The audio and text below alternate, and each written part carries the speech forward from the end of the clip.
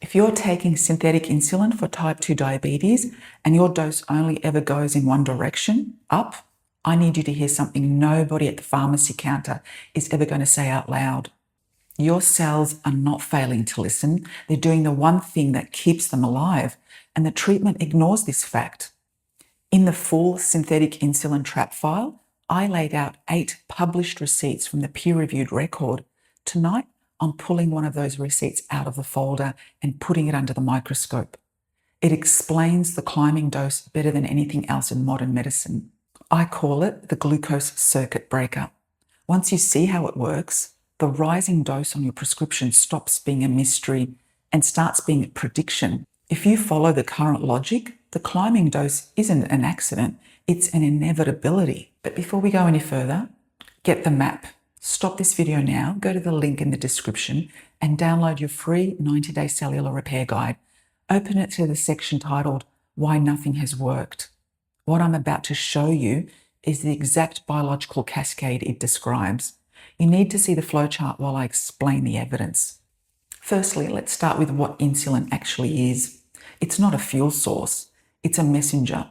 It travels through your blood and knocks on the outside of your cells, asking them to take sugar out of the bloodstream and bring it inside to be used for energy or stored. Now, the cell has specific receivers on its surface to catch that message.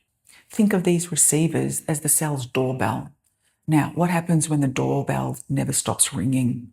In a natural, healthy state, insulin peaks and clears quickly. The doorbell rings, the cell opens the door, the job's done.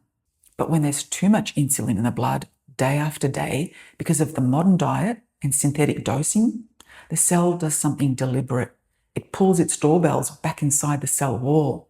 It makes fewer of them. It stops listening because the noise has become so constant and deafening. Here's the part the medical word resistance hides from you. The cell is not malfunctioning. It's protecting itself. Imagine your house is in the middle of a hurricane.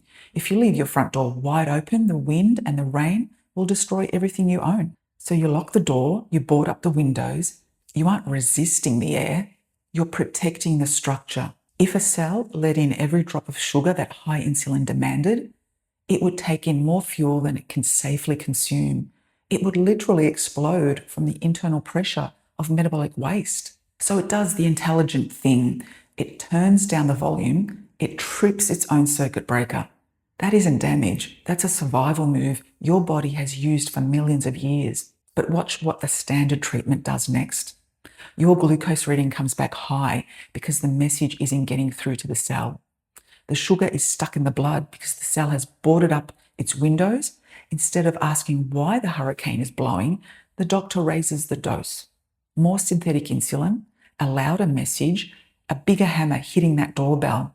The cell, still protecting its internal machinery, turns its hearing down even further. It hides more doorbells. The sugar climbs again. The dose climbs again. The cell adapts again. That's the loop. A rising dose isn't a sign the treatment is winning.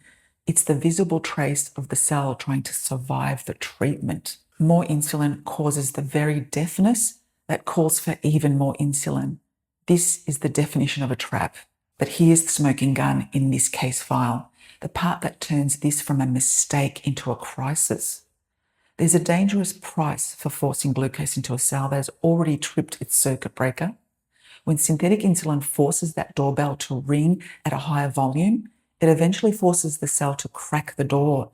It forces the cell to take in sugar it cannot safely use. Inside the cell, that excess sugar doesn't just sit there. It turns into metabolic exhaust fumes. We call this oxidative stress. In detective terms, it's arson. You're forcing fuel into a furnace that's already full, causing internal fires that damage the cell's engine, the mitochondria. This is why you can have perfect blood sugar numbers on a lab test while your body feels like it's falling apart. What you're doing is forcing the mess out of the hallway, which is your blood, and shoving it into the rooms, your cells. The hallway looks clean, but the house is burning down from the inside. This explains the neuropathy, the kidney strain, and the exhaustion. You aren't fixing the diabetes, you're just moving the crisis from your blood into your tissues. Now let's look at the economics, the second flaw. I won't call it a plot. I'll just point at the structure we uncovered in Receipt 7. Between 2002 and 2013, the price of the most used insulins in the United States roughly tripled. Over that same stretch, an older diabetes tablet, metformin, actually got cheaper. They're all treating the same disease, but the money is moving in opposite directions. A cheaper copy of insulin, it's called a biosimilar, exists right now. It runs a fraction of the brand name price. Yet look at your own prescription. The brand name synthetic is very often the only one there. And look at the scale this sits on.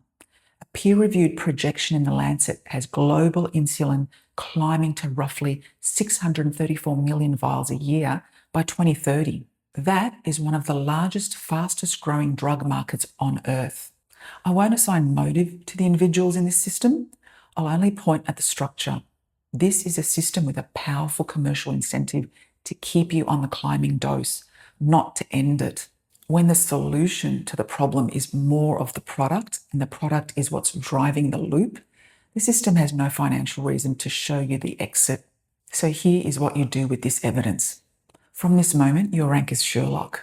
You're a sovereign detective mastering your own biology to solve your own case.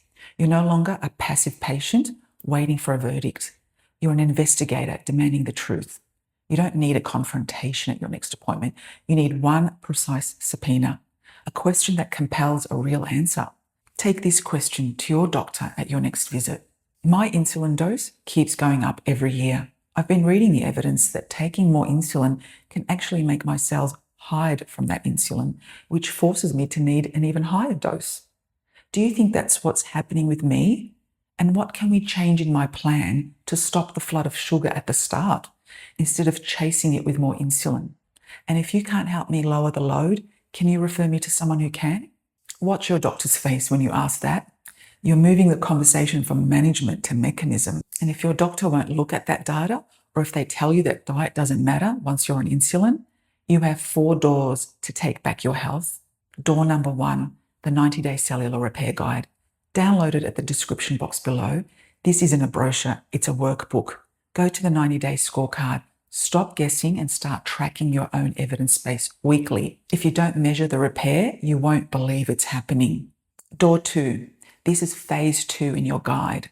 This is for the Sherlocks who've already fixed their diet, moved to the fasting insulin, but the engine still doesn't feel right. This uses clinical stem cell nutrition, not a generic supplement, but a repair protocol aimed at rebuilding the mitochondria and the receptors that the sugar flood wore down. Door 3. Book a case review. I look at the clues the system is trained to ignore. If you want a detective to go through your specific blood work and map out your unique repair path, use my booking link in the description. We stop monitoring your decline and start mapping your reversal. And finally, door 4, the next file. The synthetic trap explains the insulin, but it doesn't explain who gave the order. Why does your body keep pushing sugar into your blood at 3 a.m. when you haven't even eaten? Who's lighting the fire while you're asleep? That's the next file, the cortisol bribe. Subscribe and hit the bell because we open that evidence next week. Your body wasn't betraying you. It was protecting itself from a flood it was never built to hold. The treatment was aimed at the number. We're going to aim at the cell. The guide is in the description. The scorecard is yours. I'm Nineveh Daniel, the Cellular Detective. This file is closed, but the case continues. I'll see you in the next one.